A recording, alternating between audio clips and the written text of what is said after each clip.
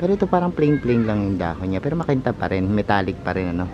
Ganda nung ano. Hindi na ito't natunaw nung nakaraan. Pero ngayon, tingnan nyo. Ang ganda ng kulay niya, no. Hindi ito. Look. Tingnan nyo kung gaano maganda yung bulaklak, ano. Yan. Patong nyo lang dyan. Ilubog nyo yung... Everyone, this is Sir Sinabi ni Dino Park Eco Garden and welcome back sa ating channel. And for today's video, ano nga ba pag-uusapan natin? Meron lang akong gustong i-flex sa inyong halaman, ano. Marahil yung iba sa inyo nahihirapan bumuhay nito. Ako, ang experience ko sa mga halamang ito talaga namang binabaliwala ko na lang, ano. At kung saan sila mahiyang, doon ko sila nilalagay. Actually, yung pinag-uusapan natin ay isang halaman na napakaganda ng bulaklak, no? Kapag nag-bloom. At ito ay yung tinatawag na epicea, no? Meron ba kayo niyan sa inyong mga bahay? At samahan nyo ako, pag-usapan natin yung plant care sa kanila at kung paano na rin sila padamihin. And yan, kung ready na kayo mga ka-MDP, tutok lang po.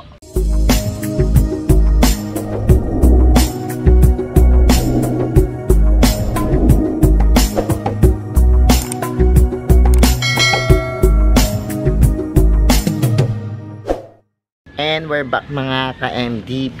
Meron ba kayo ng mga epicea plants? Ang ganda talaga nila pag namulaklak. At kapag lumago din. Kasi yung mga dako nila may mga parang design, mga kulay. At kapag namulaklak, talaga namang kakaiba.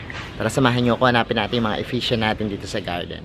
So, ayan, dito tayo sa ating garden na napaka-lagunan. Ako, napaka-lago nitong ating garden na to, ha. Na maintindihan kung nasaan yung mga halaman. Hanapin na. Ito, naku, grabe yung mga epicea natin dito. Look! Tingnan nyo kung gaano kaganda ng epicea natin dito, no? Actually, ayan, hindi ko na sila pinapansin. Itong epicea ko dito is sobrang haba na. To think na parang nalaglag na siya doon sa lupa. Pero nandito siya sa pots na ito. Pero dito siya kasi mas naging hiyang, no? Actually, itong epicea, kalahi po yan ng mga African violet. And yung African violet, minsan mahirap din buhayin, ano? Pero ang gaganda rin ng mga bulaklak. Ito namang epicea kasi mas nalalaglag yung pinaka stem niya, no? Nagkakaroon siya ng mahabang stem. Tapos pwede siyang gawing hanging plants, no? Pero pansin niyo, may pagka-metallic yung kanyang pinaka leaves, no? Yan, oh, na parang sa mga hayop na mga like ahas, mga ganun, parang may kaliskis. Pero ano lang yon, style, no? O parang kita mo, merong siyang pagka-metallic, no? And yan, ganyan yung pattern niya. Actually, ito, isa lang po yan na stem, no, na natira ko dun sa mga binili kong mga epicea na akala ko hindi na makakasurvive to. Tapos hinayaan ko lang siya dyan sa may binaong ko lang nung isang stem na natin ng mga natunaw kong epicea. Tapos eventually dito pala siya gaganda, no, sa lugar na ito. Tingnan niyo yung bulaklak ng epicea. Ang ganda, diba? Sobrang ganda ng mga bulaklak niyan. Meron pa nga niyan parang flaming yellow, red, orange yung kulay, no. Pero ito, yung aking epicea na to, ayan, tingnan natin kasi para matest natin kung ano ba yung perfect na location para sa kanya, no. Kasi yung iba, ang nagiging problema is yung lokasyon, no, yung pinaglalagyan, baka hindi maganda. Dito, pansinin nyo, meron siyang net na nakalagay, tas meron pa ako ditong parang palm, no, na nakasama, tas meron pang iba't ibang mga plants. So parang nasa 3rd degree o 4th degree na siya nung mga shade, no. And dito naman sa side na to, merong tumatagos na araw din naman sa kanila, no. So feeling ko yan yung dapat nakalagyan niya, no, yung shaded tapos bright, no, na area. Tapos meron siyang mga ano ba itong katulad yan, no, tingnan nyo, nasa ilalim lang siya niyan, ano, kasi ito yung kanyang usual na habitat, no, at kailangan magaya natin yan para mag-thrive yung halaman natin. And itong ephesia ko, bala ko na dahil maganda yung lugar na ito, dito maglagay ng mga iba pang variety. Pero meron din naman akong ibang variety pa na dito, no, na hiyang-hiyang din. Pero somehow parang gusto ko itong part na to lagyan ng mga ephesia plants, no. Anyways, kasi dito siya nag-thrive, so possible na itong area na to maganda para sa kanya. So puntahan pa natin yung ibang ano natin, ephesia dito, kasi magugulat kayo, maganda rin yung kanyang mga variety, no. Tara, so dito naman tayo pumunta. Shaded din siya and bright lang din, pero tingnan nyo yung ating ephesia. Ito na lang yung natitira. Kumaunti na ito't natunaw nung nakaraan, pero ngayon tingnan nyo ang ganda ng kulay niya, no.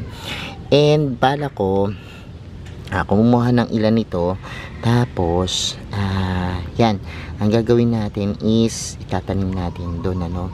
Pero ito kasi mentras binabawasan, mas yan nagkakaroon ng paglago. Pero kapag medyo maliit pa, huwag nyo munang bawasan. Pero this one naman kasi merong mga, ayan, katulad nito. Ginagawa ko lang dyan, kinukurot ko lang, no. Ayan, kinukurot ko lang na ganyan. Tapos ayan, isa lang ang kukunin natin kasi medyo itong ephesia dito ngayon pa lang yan lumalago, ano. Pero ang ganda ng dahon, no. So ganyan lang, kahit na hindi nyo gamitan ng gunting, pwede yan, ano. So kumuha tayo ng isang variety nito, lalagay natin doon sa kaninang area. Pero itong pink na to, ang ganda. Yung bulaklak din ito maganda, kaso ngayon wala siyang bulaklak kasi tingnan nyo, pinapalago ko pa lang. Kumuha tayo nito para in any case na, kasi hindi ko sigurado, no, kung lalagay. Pero ito lumago na dito, hiyang naman siya dito sa pwesto niya na yan. Para lang meron, tingnan natin, eksperimentohin natin kung mas maganda doon, kasi kung mas maganda doon at mas lalago ito kaysa dito, ililipat ko na yung mga yan doon. So puntahan pa natin iba nating variety ng ephesia dito sa garden. Naman isang araw, ayan, ako, ang ganda ng ephesia na to, oh. Look, ganda ng kulay ng bulaklak, oh. Kita nyo? Pero ito parang plain lang yung dahon niya, pero makinta pa rin, metallic pa rin, ano.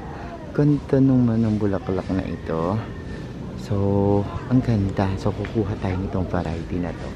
Dito tayo kukuha, and para yan, ayan, kurut-kurut lang tayo dyan, oh. Makukuha nyo na yan. So ayan, nakakuha tayo nitong variety na to.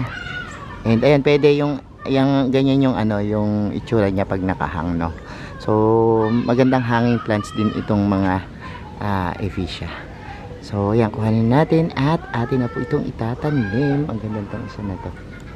So eto na yung mga nakuha natin, and tatanim natin, ano. Nako, medyo ingat lang kayo sa pagtutubig, kasi minsan talaga kapag yung ginamit yung lupa nag-stuck yung tubig, natutunaw talaga itong mga ephesia, no. Pero ayan, kapag maglilipat kayo o magtatanim kayo ng bago, ang gawin nyo, ang gamitin nyo is itong carbonized rice hull, no. Huwag kayong gumamit muna ng lupa, compost, kasi hintayin nyo muna siyang mag-ugat, no, para hindi matunaw, iwas tunaw tayo. So ito yung maganda yung bulaklak, ano. Yan, patong nyo lang dyan, ilubog nyo yung stem na pinagputulan. Yan, dyan uugat yan. So dito sa side na to, yan, dalawa yung kinuha ko, no. Yung isa medyo ano, yung mga yan, o, tinan nyo, natutunaw-tunaw yung pinaka ano niya. O, tanggalin nyo na lang yan. So yan, ganyan. Tapos yan, lubog nyo lang yan, yung ganyan, para ugatan, no. Tapos yan, labas natin yung kanyang mga dahon. Tapos ito naman yung pink, dalawa na kinuha ko. Ay, Isa lang ba yung nakuha ko? Ay, dalawa. Pero ito pa pala, may isa pa pala ako nito. Tanggalin nyo na rin yung mga sira-sira yung pinaka-dahon, ano. Yung mga nakuha tayong sira-sira yung dahon.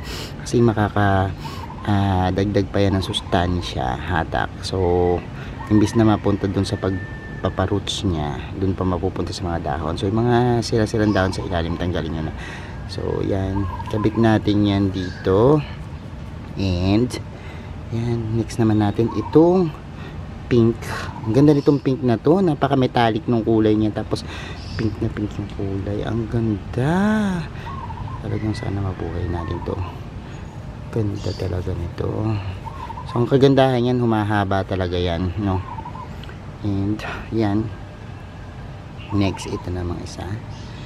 O, lagay natin yan. So, ito hindi ko muna to didiligan. Kasi, pag nagputol tayo, syempre may sugat pa yun, ano. So, ito hindi ko muna yung didiligan. Pero, hayaan ko na lang yan dito. To think na ito namang panahon ngayon medyo hindi maulan. So, ang gagawin natin is lalagay lang natin to dito sa area na to kung saan nandun yung ating ephesia. So, ayan, dito natin siya ilalagay sa may gilid-gilidan, no? And ayan, ayan, tingnan natin kung ano mangyayari sa kanya dito. Ayan, ako ayusin natin. Ayan, ang mga ephesia, mentras na hindi mo pinapansin, lalo silang nagtatribe, no? Kasi ako ganyan nangyari sa akin, hindi ko sila masyadong pinapansin. O di ayan, nabuhay sila. Minsan kasi pag nakikita natin direct tayo ng dilig, no? Tsaka kung ano-ano pinagagawa natin. Kaya minsan ang nangyayari, kapag halimbawang gusto nating mabuhay sila, mas talong namamatay, no? Pero ito, tingnan nyo, hayaan nyo natin humala siya doon sa mga lupa. Ay, meron nang nakabagsak sa lupa. Pag bumagyan sa lupa, tapos yan, tumubo siya dyan. Ganyan, yung mga ugat-ugat na ngayon.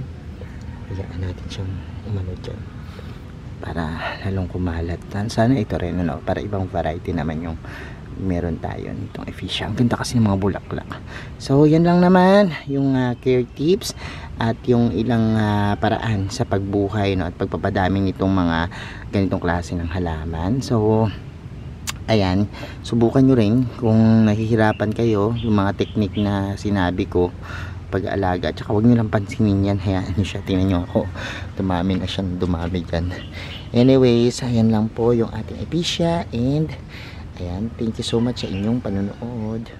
So ayan mga ka-MDP, napanood nyo na yung ating vlog at nakita nyo na yung ating mga alagang ephesia. And thank you so much sa inyong panonood. Sa mga hindi pa po nagsasubscribe sa ating YouTube channel, kung bet na bet nyo po igatong usapan, plants and gardening, mag-subscribe na po kayo, no? Huwag nyo pong kalimutang i-hit yung notification bell para laging updated sa aming latest uploads. Pati po sa iba't iba nating social media accounts, sa ating TikTok, Instagram, Facebook pages, search nyo po Hermes Unao or Mini Dino Park and Eco Garden. Makikita nyo na yan. Salamat ang maraming mga ka-MDP, and this is Sir Misunao nagsasabi sa inyo ng happy planting. Bye!